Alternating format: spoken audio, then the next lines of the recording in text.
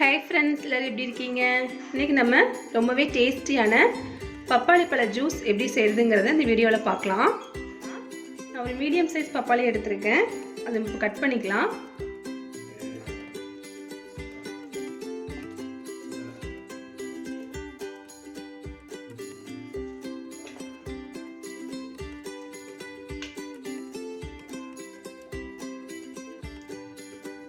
பப்பாளி பழம்லாம் கட் பண்ணியாச்சு. இது நம்ம வந்து ஒரு மிக்ஸி ஜார்ல சேர்த்திக்கலாம்.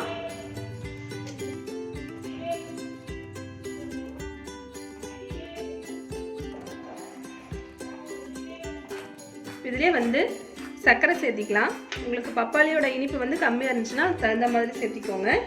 எங்கள் பப்பாளி வந்து நல்லா இனிப்பாக தான் இருக்கும். நான் அதனால கம்மியாக சேர்த்திக்கிறேன். ஒரு 2 ஸ்பூன் அளவுக்கு சேர்த்திக்கிறேன்.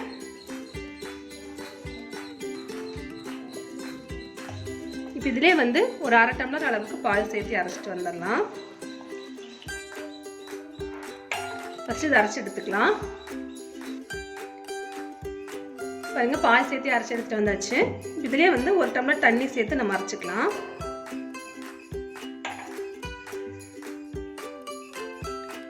பாருங்க, அரைச்சி எடுத்துட்டு வந்தாச்சு. இது நம்ம ஒரு டம்ளர்ல ஊற்றிக்கலாம்.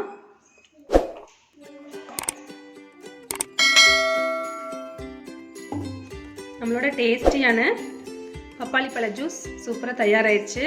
நீங்கள் ஜில்லன் குடிக்கணும்னா ஐஸ் க்யூப்ஸ் சேர்த்து குடிச்சுக்கோங்க, நல்லாயிருக்கும்.